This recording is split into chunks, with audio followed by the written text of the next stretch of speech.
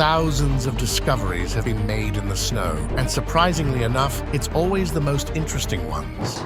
And you just want to ask her a question. And I mean, it's just a feeling that she's really gonna come back and answer your question.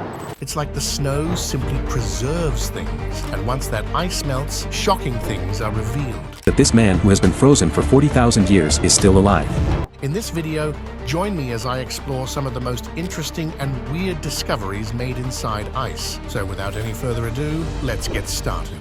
Number 1. Frozen negatives. Imagine finding a hidden treasure from the past. That's what happened in 2013 when a collection of old photo negatives from Ernest Shackleton's Antarctic expedition from 1914 to 1917 was discovered. These photos captured all the highs and lows of Shackleton's challenging journey, during which his ship, the Endurance, became trapped in the icy waters of the Weddell Sea. But there's more. On the opposite side of Antarctica, another ship called the Aurora was there with the Ross Sea Party. Their mission was to set up crucial supply lines for Shackleton's major expedition across the icy continent. They also took their own photos. Nearly 100 years later, these long-forgotten photo negatives were found frozen in ice in the hut of another famous explorer, Captain Robert Falcon Scott. These images offer a rare glimpse into the harsh realities and brave adventures of exploring Antarctica in the early 1900s. Number 2.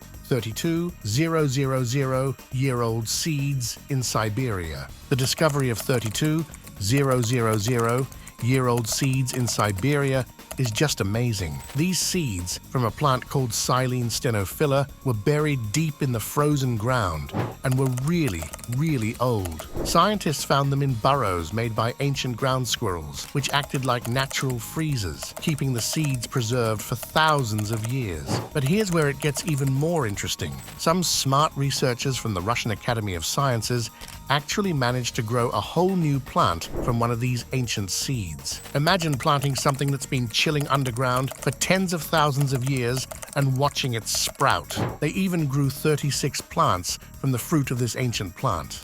What's even more amazing is that these ancient plants didn't just grow, they thrived. They were even better at making seeds than their modern cousins. Scientists think it's because the cells in the fruit were full of a sugar called sucrose that helped preserve them all those years. Plus, the radiation in the ground didn't mess up their DNA too much.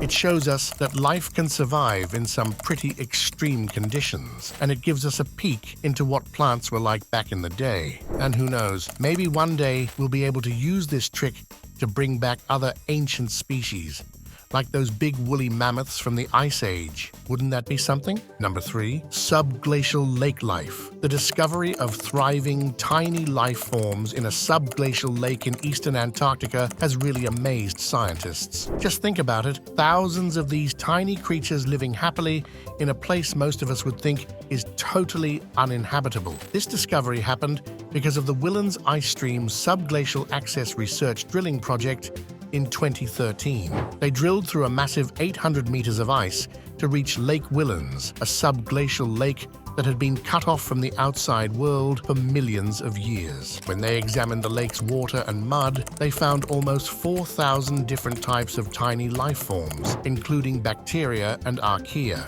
But the question is, how do these little guys survive down there? Think of this. It's pitch black, freezing cold, like really freezing, and there's no sunlight for them to make food from. But these clever microbes have figured it out. They get their energy from chemical stuff like messing with ammonium or using iron and sulfide compounds. This discovery is a big deal for understanding life on Earth and beyond. It's like a big sign saying that life could exist in other icy places in our solar system, like Europa or Enceladus.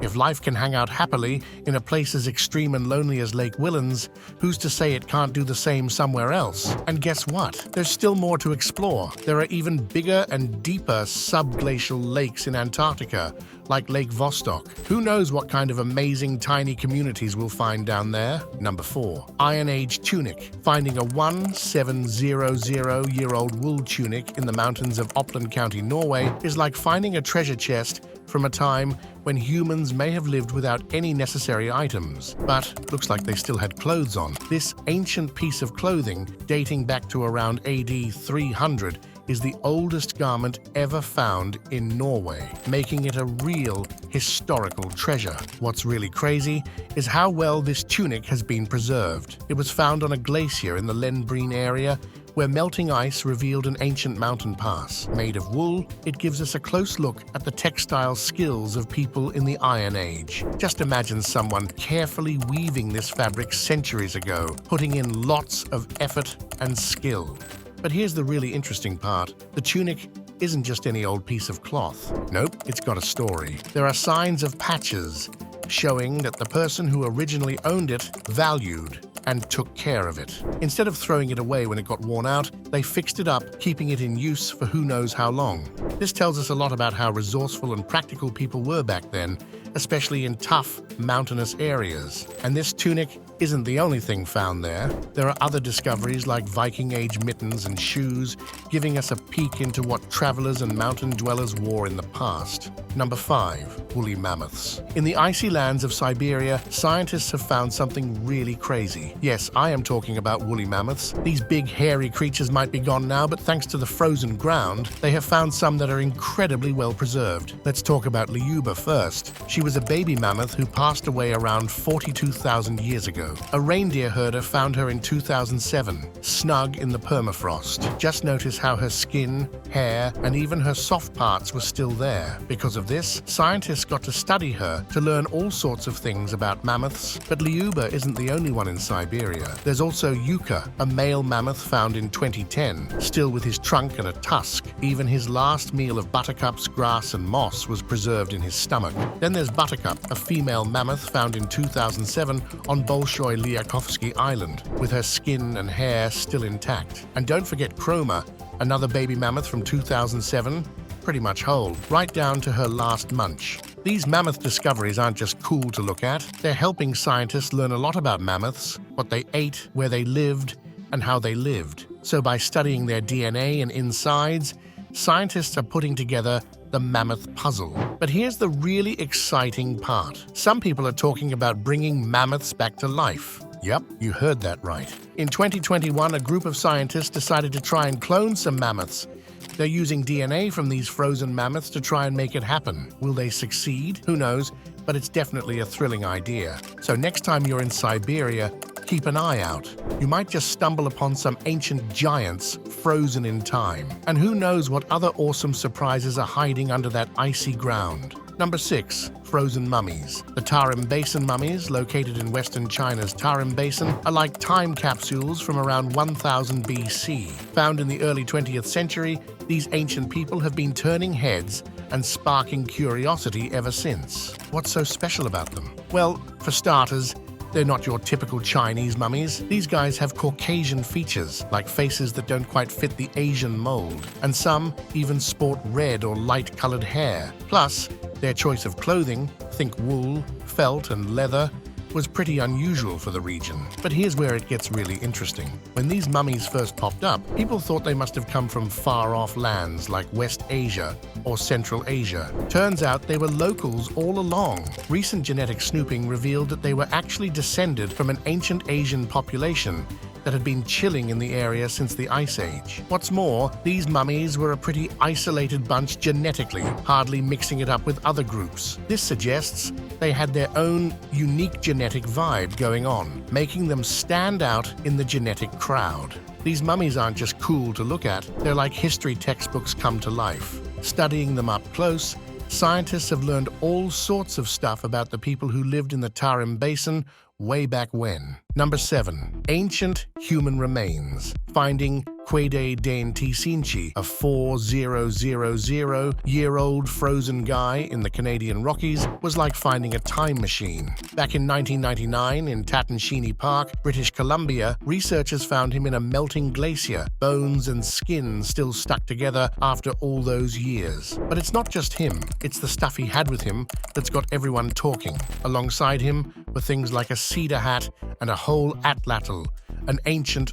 throwing spear. And guess what? The atlatl wasn't expected to be found here at all. By checking out his remains and the things he had, scientists are figuring out what life was like for people way back when. From what they ate to what they wore and how they hunted, every little detail helps us see the past more clearly. Number 8. Frozen war relics. Scientists have also found frozen war relics, and it's just creepy at this point. In 2005, a group of ice climbers found a dead body that was frozen in ice. However, at first, they couldn't really tell whose body it was. It wasn't until extensive research was done that experts were able to tell that the body was of a soldier from World War II. The body had military clothes on, which led to the assumption that the soldier might have been on a secret mission at his demise. One such example is the plane from World War II found in the Black Sea in 2009. It disappeared during the war but was found almost perfectly preserved, suggesting it landed on the water carefully.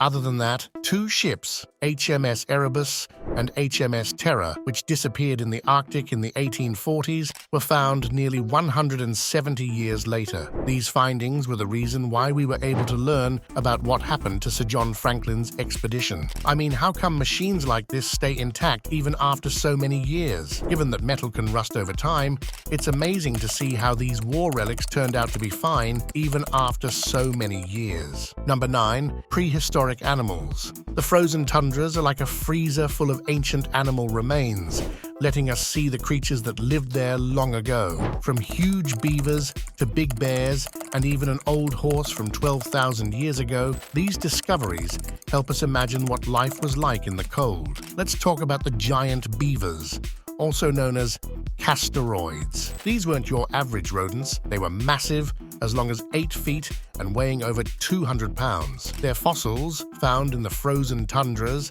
among other places, teach us a lot about how big they were, what they did, and where they hung out. Then there are the short-faced bears, also called Arctodus simus. These were some of the biggest meat eaters during the Ice Age, with their short, broad faces standing out. They were tough enough for the chilly tundras and were great hunters. Finding their remains frozen in time helps us figure out more about these ancient creatures. Last but not least, let's talk about the 12,000-year-old horse. Yes, horses have been around for ages, even in the icy Pleistocene landscapes. Studying these old horses gives us important hints about their bodies, behavior, and how they fit into the ecosystem back then. Number 10. Frozen girl. Ice has many secrets, from war relics to frozen mammoths and whatnot, but among these icy discoveries, Mummy Juanita, also known as the Lady of Ampato, reigns supreme. This is the mummy of a teenage Inca girl who met her fate in a ritual sacrifice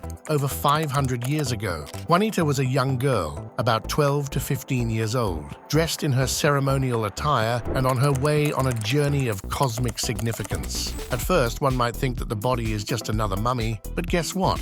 The girl was actually in her finest clothes, which depicts that it wasn't some ordinary event that caused her death. According to the studies, the mummy is about 500 years old, and it was found back in 1995 when anthropologist Johann Reinhard and his friend Miguel Zarate discovered her at the top of Mount Ampato.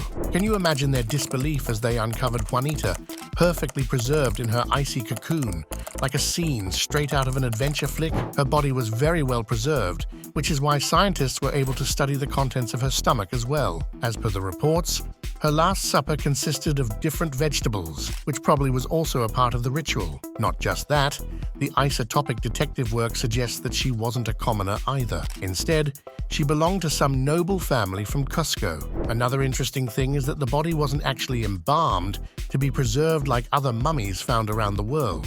Instead, she's a product of Mother Nature's deep freeze, preserving everything from her skin to her snazzy headgear in pristine condition. That means, if she wasn't frozen, no one would have been able to see what it was like being an Inca child 500 years ago.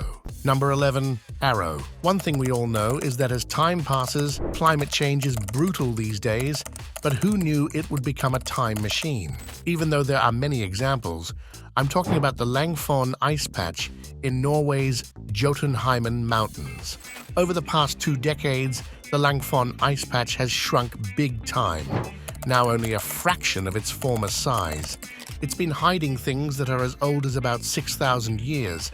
But as the ice is melting, all those secrets are being revealed. They found about 68 arrows there from way back in the Stone Age to the Iron Age. These arrows date all the way back to 4000 BC, when the Stone Age transitioned to the Neolithic and Iron Ages. Now, these arrows weren't just lying on the ice, they were inside it, and being stuck in the ice for so long took its toll on some of them, especially during the Little Ice Age from AD 1450 to 1920. It squished them up a bit, but how did they even start to explore this area? It was because in 2006, Reidar Marstein found a shoe here. And it wasn't just a decade or two old. Even the archaeologists thought that this shoe was from the Viking Age, but they turned out to be wrong. It was way older, about 3,300 years old from the early Bronze Age. And thus, the Secrets of the Ice program was born. But let me tell you, that shoe was just the tip of the iceberg, pun intended. Langfon had way more secrets waiting to be uncovered. That's not even the end of it. Other than that, archaeologists found the trusty old scaring sticks and nearly 300 pieces of faunal material, mostly bones and antlers from reindeer, mind you. Surprisingly, most of this stuff seems to be just natural, untouched by human hands. Archaeologists noticed a trend. Most artifacts hang out in front of the lower ice edge, but their preservation ain't so good down there. Meanwhile, the ones along the sides or above the upper ice edge fare way better. Using fancy GPS to mark every spot, they dated 102 finds, including nearly all the arrows. Late Neolithic and Late Iron Age are jam-packed with finds like arrows galore, but the rest, not so much. And preservation? It's all over the place. You'd think newer arrows would hold up better, right? Wrong! The late Neolithic ones are preserved best, while their Iron Age buddies are looking a bit worse for wear. Number 12, mercury. The discovery of high levels of mercury in Greenland's melting ice has led to major environmental concerns. For those who don't know, mercury is a potent neurotoxin that poses serious risks to ecosystems and human health. So much so that mercury bioaccumulation is considered a particularly alarming phenomenon. Mercury can be passed on from one organism to another. For example, when small organisms such as plankton consume mercury, they pass it on to larger organisms through the food chain. As a result, larger predators such as fish accumulate higher concentrations of mercury. This bioaccumulation magnifies mercury's toxic effects, posing a threat to marine life and ultimately to human seafood consumers as well. What's even worse is that in Greenland ice samples, the mercury levels detected were comparable to those found in heavily polluted areas. What if the mercury somehow reaches you? The danger is there. Number 13, Ice 19. Ice 19 represents a crazy discovery in the world of materials, science, and planetary research, identified through laboratory experiments. This 19th form of water ice showcases a unique crystal structure that has the potential to advance our understanding of celestial bodies' compositions. Reports have revealed that Ice 19's formation is only possible under specific conditions of very low temperatures and high pressures. These extreme environmental parameters are often encountered in celestial bodies such as Uranus and Neptune, as well as in the deep interiors of planets and moons. Its existence suggests the presence of diverse forms of ice in different planetary environments, each with its unique properties and implications for planetary science. Number 14, Hiker. It was 1845, a time when the world was still a big mystery, especially up in the Arctic. But in that very year, Sir John Franklin decided to solve that mystery and set sail from England on a mission to chart the Northwest Passage, a route that could change the game for sea travel. His ships, the HMS Erebus and the HMS Terror, were armed with steam engines and 129 other people on board, but they were never seen again by anyone from Europe. Since then, the tale of the Erebus and the Terror sparked countless stories, poems, and even plays for over 170 years. But then, in the 1980s, remains of crew members from the doomed Franklin expedition were found on Beechey Island. In 1984, anthropologist Owen Beatty and his team excavated John Torrington's body, a 19-year-old stoker on HMS Terror, who was quite well preserved as an ice mummy. Torrington was the first to die on the expedition, passing away just 7 months after they set out in 1845. Buried in the frozen permafrost of Beechey Island, his body remained untouched for nearly 140 years. Torrington's lifeless eyes were still bright blue, and his skin, though yellowed and bruised, showed minimal decomposition. Beatty described him as looking more sleepy and cold than dead. The analysis of Torrington's remains revealed that he was severely malnourished, weighing only 85 pounds at his death. Tissue samples also showed evidence of lead poisoning, likely from the expedition's canned goods, which were sealed with lead solder. The wrecks of the HMS Erebus and HMS Terror were finally discovered in 2014 and 2016, respectively. Surprisingly, no bodies were found with the wreckage, which means that some crew members may have attempted to escape the ships, only to meet a tragic end in the unforgiving Arctic. And now, the discovery of the wrecks has raised more questions than answers about what ultimately happened to the 129 men on board. Number 15. George Mallory. This is something that many people are aware of, but it makes my mind rush whenever I think of it. And for those of you who don't know, when climbers take on Mount Everest, they're up against death, quite literally. One such climber who faced death while attempting to reach the top of Mount Everest was George Mallory. In 1924, George Mallory was selected for the third British expedition to Everest. On June 8th, he and his climbing partner, Andrew Irvine, set off from their last camp at 26,800 feet to reach the summit. They were last seen alive that day, sparking a decades-long mystery. Did they make it to the top before they died? Mallory's body was finally discovered in 1999 by a search expedition at an elevation of 26,760 feet. However, Irvine's remains were never found, so we'll never know if they reached the top or not. It's pretty sad, but it shows just how tough climbing Everest can be. If you enjoyed this video, please give it a thumbs up and subscribe to our channel for more amazing discoveries frozen in ice. Share this video with your friends and hit the bell icon to stay updated with our latest content. Thanks for watching.